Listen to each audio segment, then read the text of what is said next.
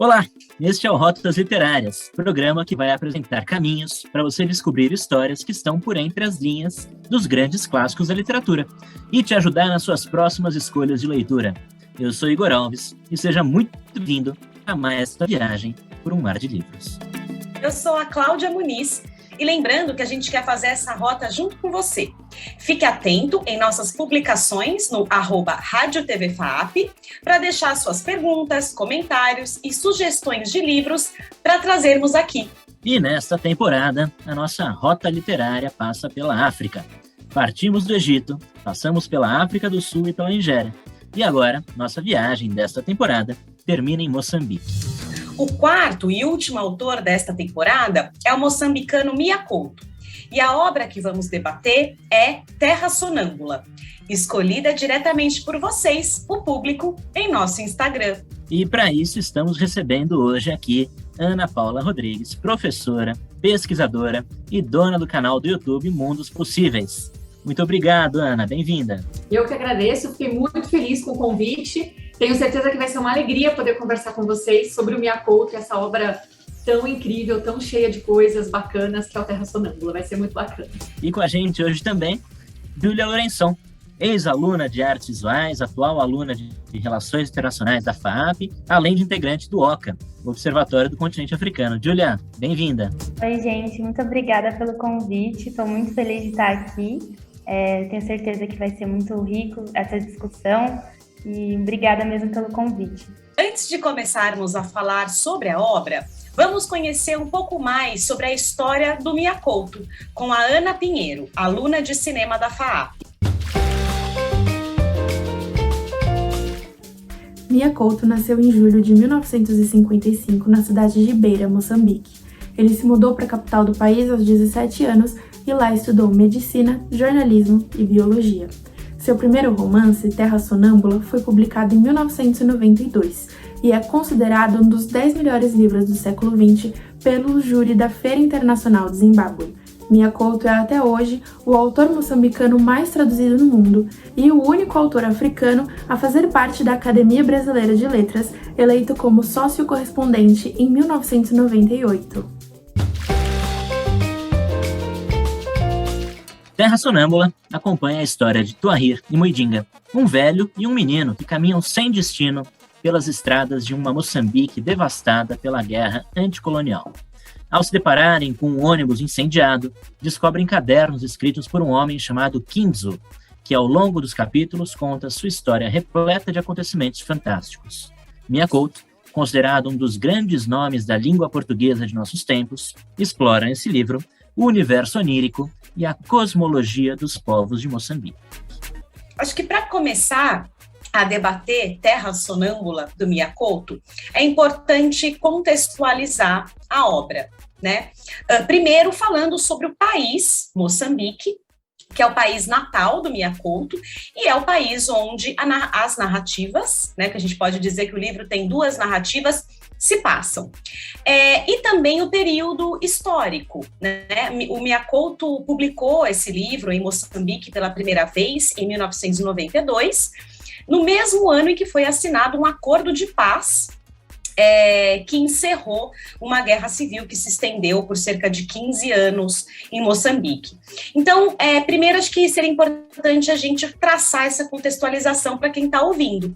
Então, Júlia, acho que eu posso passar a palavra para você primeiro, né? O que você pode também nos apresentar em relação a essa contextualização, por favor? Bom, é bem isso que você falou, né, Cláudia? Então, Moçambique é um país muito novo, né, quando a gente for pensar, porque eles conseguiram a independência só em 1975, né, foi uma guerra que durou mais de 10 anos, começou em 1964, que foi um conflito entre a Frelimo, né, que é a Frente para a Libertação de Moçambique, contra as tropas coloniais, e essa guerra durou 11 anos, né, foi acabar só em 1975, e logo que eles terminaram essa guerra, eles já entraram numa guerra civil, porque nem todos estavam de acordo com o novo governo que ia ser instituído depois da colonização, né? Então formou uma resistência que chama Resistência Nacional de Moçambique, que é a RENAMO, que estava em conflito com a Frelimo, que era a Frente para a Libertação de Moçambique. Então, aí foram mais 15 anos de guerra, né, de guerra civil, uma guerra bastante sangrenta, e só foi terminar em 1992, que foi bem o ano que o Mia Couto publicou o livro. Então, se você for pensar, é um país que até hoje sofre muito, né? Tem um índice de pobreza muito grande, e também tem uma população ainda, acho que 45% da população ainda é analfabeta. Então, é um país que ainda sofre os resquícios do colonialismo e dos conflitos internos do próprio país por conta da guerra civil. E o livro do Terra Sonâmbula vai se passar justamente nesse período. Vai contar a história do Ahir e do Mundinga nesse momento de guerra civil. Então, quando o país ainda estava saindo já de uma guerra pela independência e ainda estava vivendo uma outra guerra civil. Então, era um período que parecia interminável, assim, que muita gente estava passando fome, morrendo, e é realmente um período muito triste da história, e que teve muitos resquícios até a atualidade, nos problemas atuais de fome, de analfabetismo no país. Professora Ana Paula, talvez essa contextualização que a Júlia trouxe para a gente já deu uma dica do porquê do título do livro, né? Eu tenho a impressão de que essa terra sonâmbula que é Moçambique, assim o era nos acontecimentos do livro devido a essas guerras incessantes. Você acha que é por esse caminho mesmo? Como que você interpreta o título do livro? Eu acho sempre muito importante que a gente comece a leitura do livro pelo título, porque o título já faz parte da obra, né? Vamos pensar que o escritor pensou nesse título, discutiu com o editor, normalmente o editor quer mudar o título, quer fazer uma coisa mais mercadológica, né? E aí o escritor precisa brigar pelo título dele, então essa escolha de palavras, ela é muito importante. E nós, como leitores, muitas vezes passamos batido, né? A gente pega o livro, nem pensa muito no título, já vai direto para a história, porque a gente quer saber a história do que vai dar. Então, acho bacana a gente pensar nessa questão do título. Então, vamos dividir aí em duas partes, né? Sonâmbula. Se a gente procurar no dicionário o que é sonâmbulo, né? O que é o sonambulismo, é um estado de transição entre o sono e a vigília. Eu acho que esse lugar de transição, ele é muito importante para a gente entender esse contexto do livro, porque ele se dá, né, nesse espaço em que, como a Júlia falou, Moçambique, a terra, está saindo de um período muito longo de guerras, né? Se a gente pensar, como a Júlia falou, é um país muito jovem, né? Um país que se torna independente em 1975. Quer dizer que metade ou mais da história desse país foi vivida na guerra.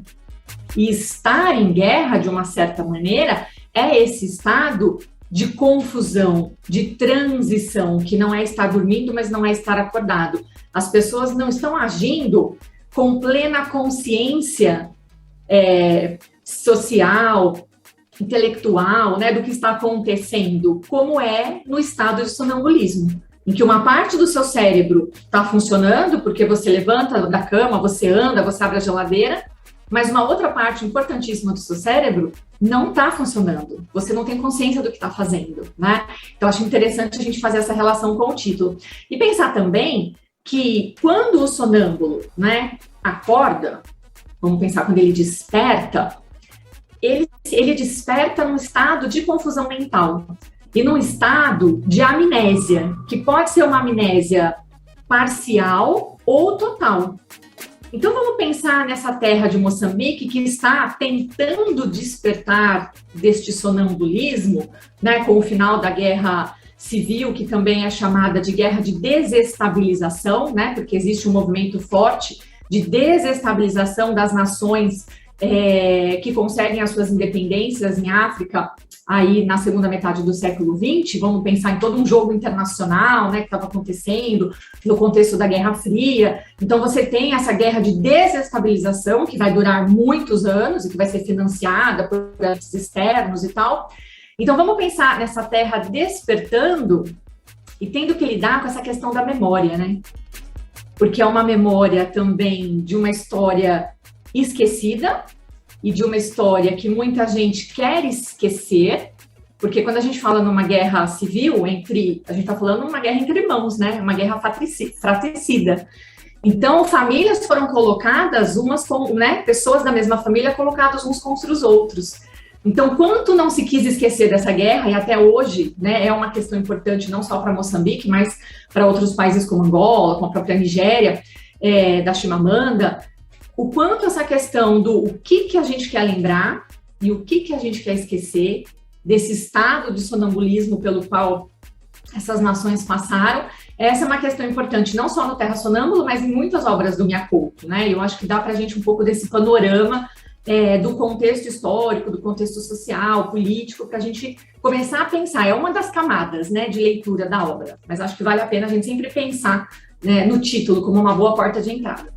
Com certeza, e acho que eu gostaria de acrescentar e passar a palavra para vocês novamente, sobre também a presença do tradicionalismo, das tradições, né, dentro dessas frestas também, porque ao mesmo tempo em que o país é retratado como um país em estado de sonambulismo, né, com essa perda de memória ao acordar, ao despertar, né, memórias que estão se perdendo com a confusão que uma guerra pressupõe, ao mesmo tempo com tradições, com celebrações, com figuras presentes na cultura moçambicana que estão presentes na obra e que habitam essas frestas, né? Usando uma expressão de um historiador aqui brasileiro chamado Luiz Antônio Simas. Ele fala que essas frestas, onde essas manifestações acontecem, elas são muito potentes. E eu acho que na obra elas estão retratadas, né? Tanto na vida do Kinzu e na jornada dele, desde que ele sai do vilarejo e até chegar no final, quanto no próprio Muindinga e no Tuahir, né? Então, eu acho que isso é muito potente nessa obra e está presente. E aí, Júlia, acho que a gente pode aproveitar também e já começar a falar sobre esses dois personagens principais, né?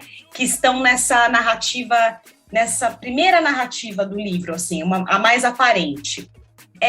Como que você pode descrever esses personagens? A criança e o velho. Tá bom. Eu só queria fazer um apontamento sobre o que vocês estavam falando antes, que para mim esse negócio do Terra Sonâmbula ficou muito forte, a questão da natureza, que eu acho que é o maior protagonista, assim, se não o maior, um dos maiores protagonistas do livro, são a natureza e a relação do homem com a natureza e da tradição e da natureza. Então, esse negócio da terra falar, da terra ter história, eu acho que é muito forte. Também uma coisa que eu percebi bastante foi a relação da tradição oral da África, né? Porque os povos, eles têm essa coisa da oralidade, como eles não têm muito o costume de escrever, muitas pessoas ainda são analfabetas e muitas das línguas não tem uma norma culta de escrita, então as coisas acabam ficando muito na oralidade e tem essa relação com a terra, né? E teve uma frase que eu gostaria de destacar, é uma frase que é um ditado popular, principalmente em África, mas que o Mia Couto traz isso para a história, né? Que é que toda vez que um velho morre, é uma biblioteca que arde. Que isso seria justamente de que as pessoas carregam as histórias e a terra carrega a história. Então, e também no livro fica muito presente isso, porque como é bem fantasioso, você não sabe em que momento que aquilo é real, o que não é, mas eles sempre trazem os elementos da natureza como algo também bastante simbólico, né? Eu acho que tem muita simbologia do que se representa a ave, uma galinha, é tudo muito cheio de significado. E, enfim, eu queria fazer esse apontamento sobre o que vocês estavam falando do título, né, que eu acho que para mim fica bem forte essa questão da natureza. Agora engatando do Tuahir, né, e do Muindinga, basicamente é um contraste bem legal, assim, que eu acho que é o que é muito rico na literatura do Mia Couto, de que ele traz uma criança e um idoso, né, e é uma relação que eu acho que, assim, sempre é muito rica, assim, sabe? Agora falando um pouco, assim, até pessoalmente, se vocês me deem licença, mas eu sempre tive uma relação muito forte com a minha bisavó quando eu era criança. E eu acho que a criança e o idoso, eles têm uma dinâmica, assim, muito forte, porque a criança que está começando a vida, né, que tem toda a inocência, toda a questão da inocência, junto com um idoso que já viveu tanta coisa, mas que também volta a ser criança de alguma maneira, né, por estar lidando com as dificuldades do corpo mesmo, né. Então, eu acho que essa dinâmica que é bem rico, né, mas basicamente para a gente contextualizar, o Muidinga, ele é uma criança que ele teve uma doença por comer uma mandioca estragada e ele perde a memória. Então, ele não se lembra quem ele é, de onde ele veio, ele não se lembra de basicamente nada. E o Tuahir é um velho, um senhor, que acha essa criança nas andanças dele por aí, tentando sobreviver à guerra, e ele pega essa criança e fala, vou cuidar dele, porque ele tá sozinho, não tem ninguém, o menino estava muito debilitado fisicamente, né? E aí, né, a partir desse momento, eles começam a criar uma relação quase de pai e filho mesmo, e aí basicamente essa trajetória, né? Vai acompanhar a trajetória dessa criança e desse velho tentando sobreviver à guerra, tentando sobreviver à fome. Eu queria aproveitar que você falou da questão da terra, e aí tem uma cena linda no livro. Você lembra quando o Muidinga e o Tuahir estão lá caminhando e eles veem um elefante cujas presas foram retiradas, ele está nos momentos finais, ele vai se arrastando ali pela terra, e aí eles olham para aquele elefante, é uma cena tristíssima, porque a ideia é justamente essa, que aquele elefante não é só um elefante, ele simboliza, ele é toda aquela terra, que vem cambaleante, que foi expropriada, que foi explorada de toda forma e que foi abandonada ali sozinha para morrer, né? Então é muito triste esse momento da cena do elefante, é tristíssimo e mostra essa questão da natureza, né? É sempre importante a gente lembrar que o Mia Couto é biólogo de formação. Então, ele tem uma delicadeza poética enorme na descrição muito própria, né, de toda a natureza, né, das plantas, das árvores, da terra, dos cheiros. Então, a gente também é legal ir percebendo essas ligações que ele consegue estabelecer entre as diferentes formações, os diferentes conhecimentos que ele tem. Pensando um pouco na questão das duas personagens, e puxando um pouco para o que a Cláudia falou da questão da tradição e da modernidade, é muito legal a gente pensar que nas duas histórias, né, a gente tem essa fronteira, que não é bem uma fronteira, que é mais um espaço de limiar, que a gente até poderia chamar de fresta, não é? Entre essa criança, o Muidinga, que representa um país muito jovem, cuja memória está apagada, mas ele empreende uma busca porque ele quer lembrar e ele quer saber. Então ele pergunta 1000 vezes para o Tuahir por que o Tuahir não conta a história dele. Então ele é esse jovem em busca de um passado. Ele precisa saber quem são seus pais, ele precisa saber por que ele foi parar num campo de refugiados, ele precisa saber que doença ele teve, para que ele, a partir do conhecimento do seu próprio passado, possa construir um futuro. Não é? Então a gente vai ligando todos esses pontos. E é interessante a gente perceber que num determinado momento, primeiro ele percebe que ele sabe ler, porque ele não lembrava que ele sabia ler, né? Quando ele abre os cadernos do Kinzu, é que ele descobre que ele sabe ler. E logo depois ele vai descobrir, a gente junto com ele, que ele também sabe escrever. E a partir desse momento em que ele escreve com um gravetinho, né, no chão, é como se ele pudesse escrever a própria história do seu país, escrever um mundo, né? Ele começa a criar um mundo a partir dessa habilidade de leitura e escrita, sem nunca menosprezar o conhecimento tradicional do Tuahir.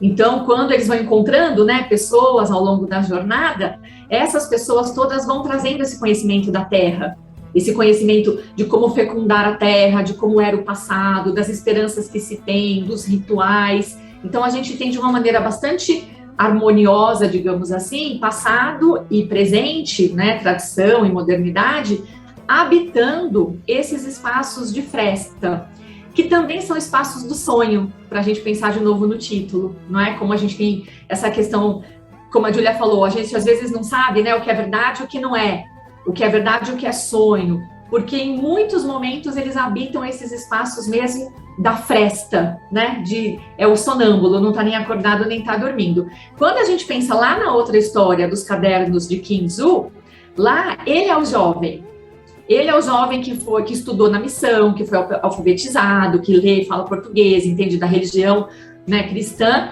E quais são as questões dele? São com o pai, que é aquele sonâmbulo que conta as histórias do passado, que quer manter a tradição, né, que aparece para ele em sonhos, né? Então a gente tem nas duas narrativas esse imbricamento aí entre um passado ou muitos passados, um presente possível e muitos futuros possíveis, né? É sempre importante lembrar que eles estão sempre com o olho lá para frente. E, professora Ana Paula, esse é um clássico na literatura, um clássico nos temas de literatura, porque esse encontro do novo com o antigo remete àqueles arquétipos junguianos, né, do velho sábio e do herói, né? Como a gente pode observar também, por exemplo, nas lendas arturianas, com o Mago Merlin, como a gente pode observar, inclusive em Camões, com o Vasco da Gama e o Velho do Restelo, né? Essa relação dos dois, ela acaba se tornando quase mesmo uma relação paternal, né? Embora eles não tenham laços consanguíneos, conforme a história vai avançando, mas se torna realmente um encontro paternal. E Muidinga, ele se transforma numa esperança, né? Uma esperança de um povo moçambicano, que espera um futuro de paz, né? Um futuro de maior tranquilidade. Agora, Júlia, chega um momento em que tanto Muidinga quanto o Tuahir estão caminhando pela estrada e se deparam com um ônibus incendiado. E lá eles encontram esses cadernos que a professora Ana Paula falou agora há pouco, os cadernos de Kinzu. Quem é Kinzu, Júlia? Então, eu só queria também fazer um apontamento sobre essa questão da leitura, né? Como a Ana estava falando, o Muidinga, ele descobre que ele sabe ler. E eu acho que essa é uma das grandes mensagens que o livro deixa, a importância da escrita, né, em si. Eu estava até vendo uma entrevista do Miyakoto e ele fala que a grande preocupação dele não é as crianças, as pessoas não saberem ler, é as crianças não saberem escrever, para não saber realmente relatar e deixar marcado a história deles, né, a história do povo deles. E aí entra toda aquela questão de que quando morre alguém, morre um povo, morre uma tradição, morre toda uma história. E eu acho que, linkando com os cadernos de Kinzu, né, eu acho que ele faz enaltece a questão de ter um relato, de você ter um escrito, né, a sua história, a sua tradição. Mas, basicamente, falando daquilo que o Igor estava falando, né, eles encontram um ônibus que está incendiado e tem muitos corpos em volta. Eles reclamam, né, do cheiro e de estar sempre em volta de pessoas, de corpos mortos, né, e a maioria dos corpos estão carbonizados. Só que tem um corpo que não está carbonizado, tá lá e parece que morreu há pouco tempo. E o Muidinga vê aquele corpo e ele vê os cadernos, que está carregando uns cadernos. E ele pega aqueles cadernos para ler. E, basicamente, a partir desses cadernos, ele descobre que o dono desses cadernos era um homem chamado Kinzu, que teve toda uma trajetória, né, em meio à guerra também. Eles são 11 cadernos, né, que ele escreve sobre a trajetória dele. E o menino, como sabe ler, ele começa a usar aquilo como uma fuga para da realidade. Então, aqueles cadernos viram um entretenimento, uma forma deles fugirem da dor, né? E ele começa a ler para o Tuahir esses livros, enquanto eles ficam lá tentando se esconder, né? Tentando sobreviver à guerra. Ele lê para o Tuahir esses livros. E cada livro, assim, conta a história dele e vai misturando bastante com aquela questão da fantasia, de certos momentos você não saber o que é real, o que não é. E, basicamente, o livro do Terra Sonâmbula, ele vai permear por duas histórias diferentes. Então, ele vai ir e voltar para a história do Tuahir e do Muidinga, e aí para os cadernos de Kinzu. E fica fazendo essa ida e essa volta, né? E eu acho que o que fica de mais forte para mim dessa questão é realmente o relato, né? E essa questão de estar deixando marcado para sempre. E também tem uma coisa que o Miyakoto fala, né? Que ele é biólogo e ele não é escritor, ele está escritor. E que estar escritor é uma condição, é uma coisa que ele pode perder um dia, mas que é muito forte isso, né? Essa questão de realmente deixar sua marca e de não deixar aquela história morrer.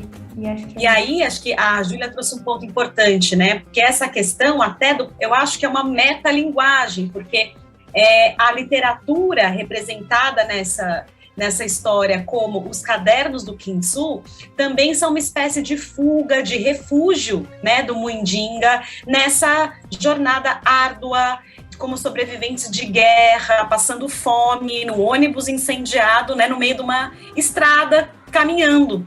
Né? Então, acho que ele descobre na leitura dos cadernos do Quinzhou esse refúgio. Aí eu acho que o Miyakoto também usa, né, isso como uma representação da literatura.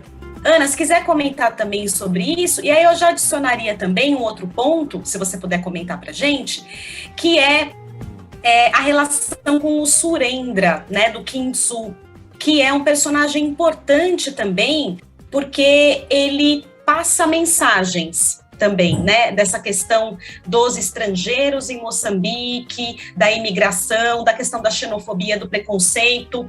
Então, a palavra está com você. Olha, essa questão da escrita é uma das minhas coisas favoritas, não só nessa obra, mas em toda a obra do Miyakoto. Porque ele tem realmente um cuidado muito grande nesse sentido. A escrita é quase que uma personagem, né? O Igor falou agora há pouco sobre a questão da jornada do herói, e a gente pode pensar as duas narrativas que acontecem como duas jornadas, né? São dois heróis que estão procurando o seu destino heróico. A gente pode pensar no Quinzhou, que está buscando ser um Naparama, né? A gente vai descobrir depois na leitura da obra que é esse guerreiro que tem como objetivo instituir a paz, né? É um guerreiro que quer acabar com as guerras, então ele tem um objetivo heróico e ele vai passar por toda uma jornada em busca desse objetivo. Do outro lado, a gente tem o menino, Muidinga, que também está na sua jornada de herói, na sua jornada para se tornar um homem, um adulto consciente, alguém que conhece o seu passado, que domina o seu presente, que pode planejar o seu futuro. A gente tem aí duas narrativas de herói. E a gente tem a história da própria escrita, não é? Que assim como a Júlia falou, funciona de uma certa forma como essa fixação da história. Então a gente tem acesso à voz do Quinzhou pelos seus cadernos.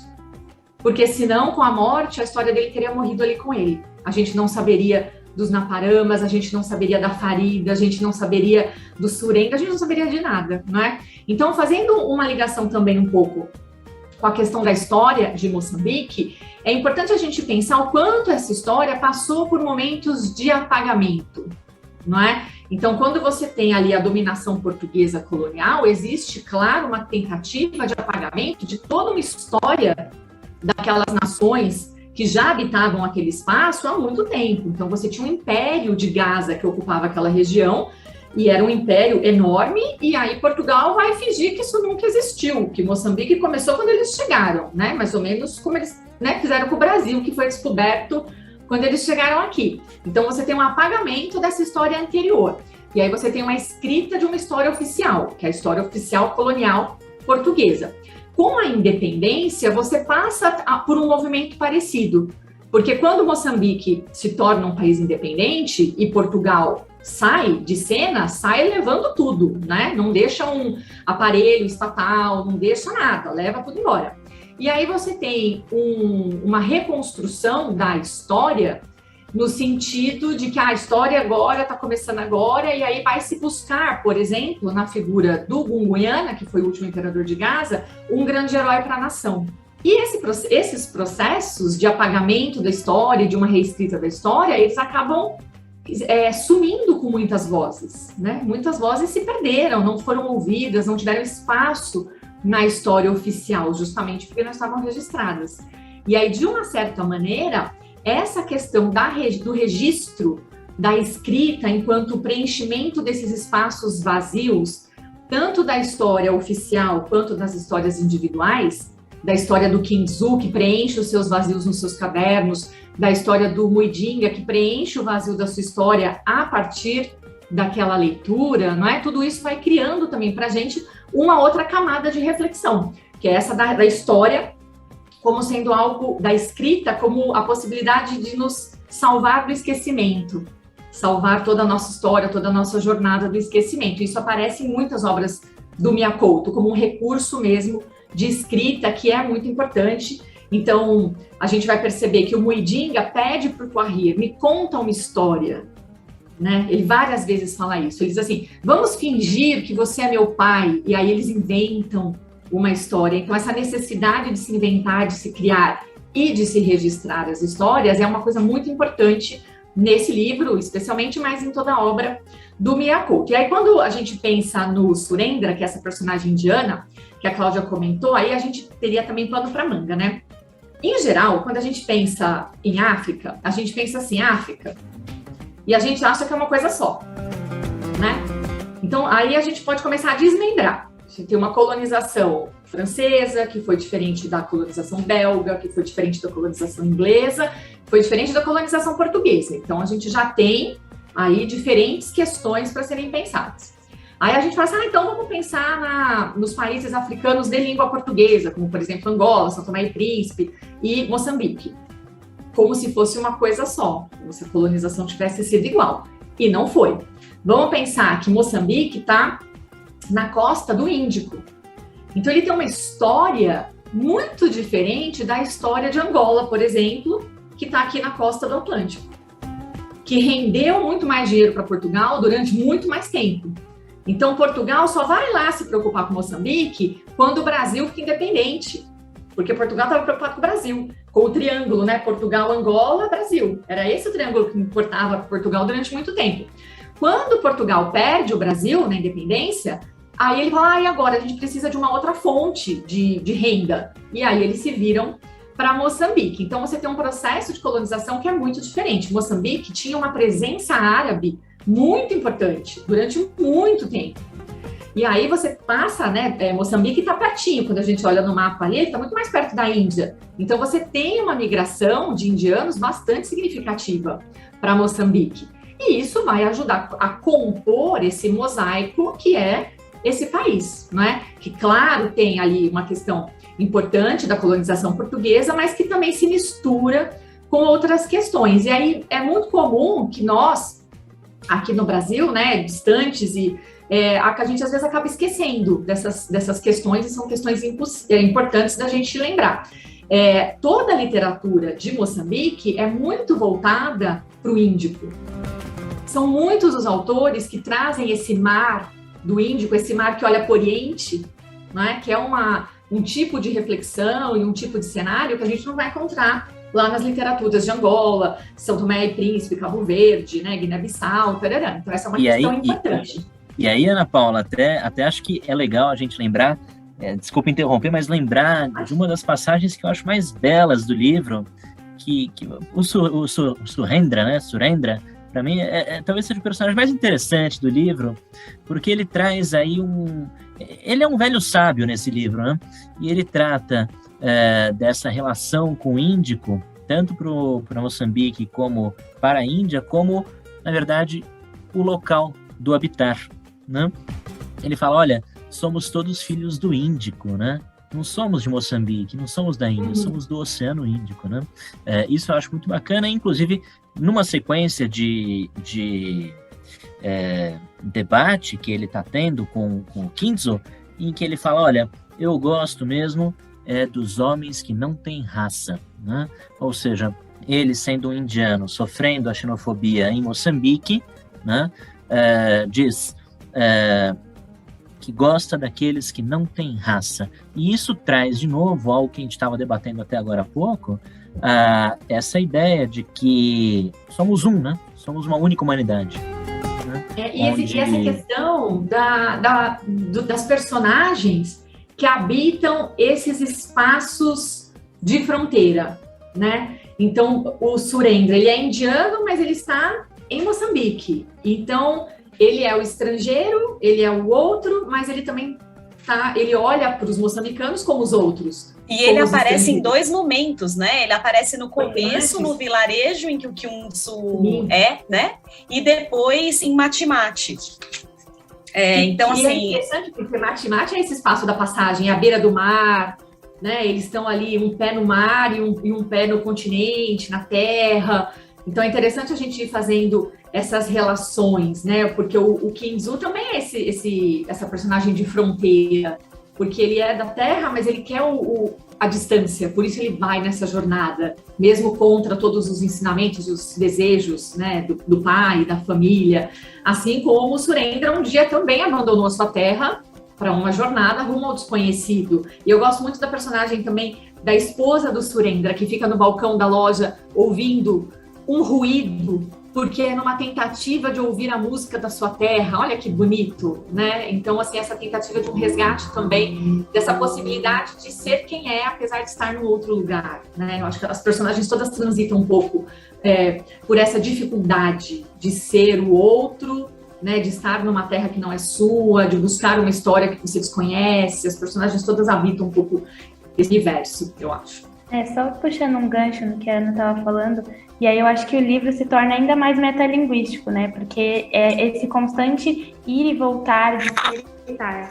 Então, é a questão do Tuahir e do Muidinga entrando na realidade do Kinzu e voltando, é a questão do estrangeiro que não está nem lá nem aqui, é a questão da guerra que acaba, eles conseguem finalmente a independência, mas não, vai ter uma guerra civil. Então, essa constante ir e voltar, assim, eu acho que isso eu acho que é o mais bonito, né, dessa literatura, de que ele faz isso não só dentro da história, mas na forma como é escrita a história, e em todas as poéticas ele traz esse ir e voltar, esse sonambulismo, né?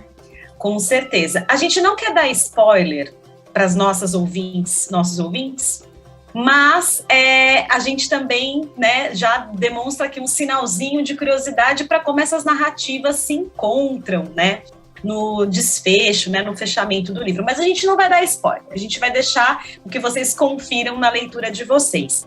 E, gente, acho que esse livro é tão genial, o Miyakouto é tão incrível que a gente podia ficar aqui horas conversando. E já a gente gostaria de pedir para vocês passarem sugestões de leituras, filmes, séries, também que vocês tenham feito alguma relação, que vocês tenham feito alguma comparação lendo Terra Sonâmbula do Miyakouto. Bom, primeiro de tudo eu queria deixar, né, que esse livro foi, assim, muito importante para mim, assim, em estudos de África. Agora, né, que eu estou na Faculdade de Relações Internacionais e a gente começa a estudar a África, a gente vê o quanto que o colonialismo ainda deixa, até hoje, resquícios, né? Então, é uma história muito triste, claro, mas que mesmo em meio a tanta tristeza, né, tem tanta riqueza cultural. Eu acho que é isso que fica para mim, assim, de tradição, de tanta coisa que acontece, tanta coisa que existe e que talvez a gente nunca saiba, né? Porque talvez nunca vai ficar marcado, né? Então, acho que por isso que é tão importante a gente olhar para a África, que nem a Ana falou, entender que é um continente com 56 países, assim, tentar reduzir a África a uma coisa só é muito, assim, é uma forma de perder muita coisa.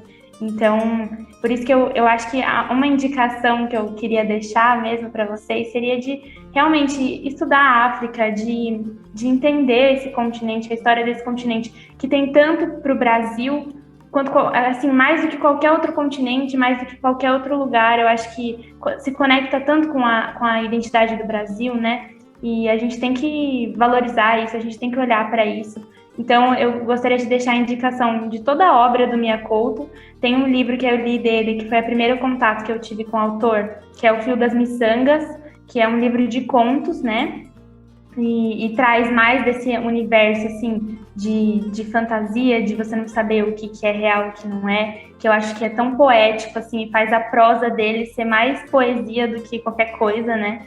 E eu acho que é bem interessante esse livro de indicação, e também deixar a indicação do OCA, que é o Observatório, né, do continente africano, que a gente tem um Instagram onde a gente faz uma curadoria semanal de notícias, né, de notícias do que está acontecendo na África.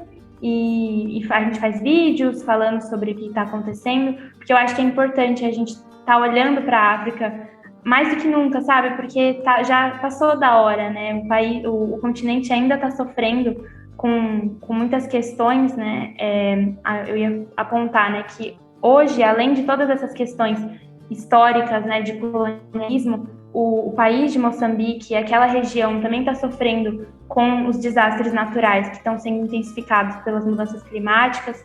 Então, por exemplo, Madagascar, muito não se fala sobre isso, mas Madagascar, que é uma ilha bem próxima a Moçambique, está sofrendo a primeira crise de fome do mundo, que está relacionada às mudanças climáticas, à falta de chuva, e poucas pessoas estão falando sobre isso. Então, eu acho que esse livro, para quem ainda não conhece muito sobre a África, pode ser um pontapé inicial para entender, só ter uma noção da riqueza cultural que é o continente como um todo, e o país de Moçambique também. E acho que eu vou deixar essa indicação por hoje. Bom, como a Cláudia falou, a gente podia ficar aqui 1000 horas falando sobre o Terra Sonâmbula, né? Eu acho que toda grande obra literária, ela tem como característica essa composição, essa estruturação com muitas camadas de leitura. Então, a gente podia ficar 1 hora discutindo as questões históricas, mais 1 hora discutindo as questões antropológicas, mais 5 horas discutindo as questões literárias, de composição, estrutura escrita, mais 3 horas discutindo a simbologia, porque tem muito material, né? Então, é uma obra riquíssima. Para quem leu e talvez não tenha conseguido, sabe, despertar aquela paixão, aquele interesse pela obra, talvez porque leu obrigado para o vestibular, leu obrigado porque a professora de português mandou, acho que vale a pena uma segunda leitura, né? Não desistam da obra. Eu queria puxar o gancho, a Júlia falou do Fio das Miçangas, eu acho que uma porta de entrada que pode ser muito legal para quem ainda não tem o hábito da leitura do Mia Couto ou de outros escritores africanos de língua portuguesa, é a questão da leitura dos contos, né? Então, o Fio das Miçangas é uma coletânea de contos muito curtinhos, então mesmo quem não tem o hábito da leitura, é aquela sentada, um conto que você vai ler em 5, 6 minutos, e aí já é uma sementinha que planta, né? Um outro livro dele de contos maravilhoso chama-se Na Berma de Nenhuma Estrada, né? O Mia Couto gosta dessa coisa da estrada, da jornada, do caminho, então a berma é a lateral, né? São essas pessoas à beira da estrada. São contos lindos também, são 38 contos, então tem para todos os gostos, né? Fica aí de sugestão, a gente lê o Mia Couto com muitos olhos, porque ele conta muitas histórias ao mesmo tempo. E como sugestão, assim, de leitura, afinal eu já tinha deixado aqui separado, eu queria sugerir a Paulina Chiziane, que também é uma escritora moçambicana, que tem a mesma idade do Mia Couto, nasceram no mesmo ano. Ela recentemente foi agraciada com o Prêmio Camões de Língua Portuguesa, foi premiada agora, né, no mês passado. Então tem bastante coisa sobre ela circulando na internet, vale a pena procurar as notícias sobre a premiação do Camões. Ela deu uma entrevista linda, e é muito importante que esse prêmio, né, que valoriza as escritas diferentes e plurais da língua portuguesa, tenha finalmente agraciado essa mulher negra, que é considerada a primeira romancista de Moçambique, é considerada pelos outros, porque ela não se considera. Ela diz que ela é uma contadora de histórias. Na versão escrita, né? A gente falou tanto sobre a questão da oralidade, da escrita enquanto permanência, ela consegue, né? Então, ser a primeira romancista, digamos assim, a primeira mulher que faz a sua voz permanecer, vale muito a pena. Esse aqui é o Alegre Canto da Perdiz, mas ela tem outros romances publicados aqui no Brasil, tem muitos contos, então, para quem está começando ainda com as leituras, talvez começar pelos contos seja uma boa ideia. Ela tem uma narrativa muito gostosa, que tem, né, muito presente, parece que a gente está ouvindo ela contar, então fica aqui a minha sugestão. E aí, para os assuntos de África, para a literatura africana de forma geral, lá no meu canal Mundos Possíveis, eu tenho uma playlist só sobre literatura africana, de língua portuguesa, tem bastante Mia Couto, tem o Terra Sonâmbula, mas tem vários outros também. Então, e eu não dou spoilers, tá? Pode entrar lá, é só para ficar com vontade de ler. Quando é análise, eu aviso no começo, senão pode ir tranquilo. Nossa, Ana, que legal, não conhecia a Paulina Chiziane, muito obrigada pela sua dica, vou atrás dos livros dela. E vocês também estão ouvindo, hein? Ótima dica. Igor, e você, o que você indica pra gente? Claudinha, tenho 3 indicações hoje. de universos diferentes, mas que me mexeram muito também quando eu li Terra Sonâmbula. Acabei criando associações aí. Primeira delas, eu lembrei demais do filme As Aventuras de Pai, do diretor Ang Lee, que foi baseado no livro, né, A Vida de Pai, do escritor canadense Ian Martel. Uma história que também se passa no mar, uma história que também envolve animais, uma história que também dialoga com o fantástico, né, com o onírico. Então, um filme aí lindo que eu recomendo demais que todos assistam. A outra dica é um clássico também da literatura, inclusive do teatro, na verdade, que é o Samuel Beckett com a peça Esperando Godot. O Teatro do Absurdo, do Samuel Beckett, me veio muito à tona no momento em que eu via o Tuahir e o menino andando sem quase propósito pelas terras de Moçambique, né?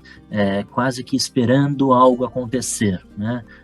Digamos que era realmente uma vida de espera, né? Assim como também está lá na peça do Samuel Beckett. E, por fim, talvez até dando já um spoiler de para onde nós vamos na próxima temporada, hein? Eu me lembrei demais também do livro Após o Anoitecer, um livro do Haruki Murakami, escritor japonês que toda hora é considerado um dos favoritos para ganhar o Nobel de Literatura e não ganha, e provavelmente não vai ganhar. Mas o fato é que esse livro em específico, Após o Anoitecer, é um livro que realmente se parece muito com as histórias do Terra Sonâmbula, onde duas histórias paralelas são construídas e aos poucos vão se encaixando, e que também trata dessa... Não é exatamente o sonambulismo, né? Mas é uma história que se passa madrugada dentro. Então, no momento aí, talvez do sono, né? Muito interessante o livro, eu deixo de recomendação. E você, Claudinha, tem dica pra gente hoje? Gente, essa parte das dicas está tão rica quanto a gente conversando sobre Terra Sonâmbula. Tá maravilhoso isso. Eu queria também mencionar o filme Terra Sonâmbula, que foi a adaptação, né, do livro do Mia Couto, com a direção de uma cineasta portuguesa chamada Teresa Prata. Ela, inclusive, morou um tempo no Brasil.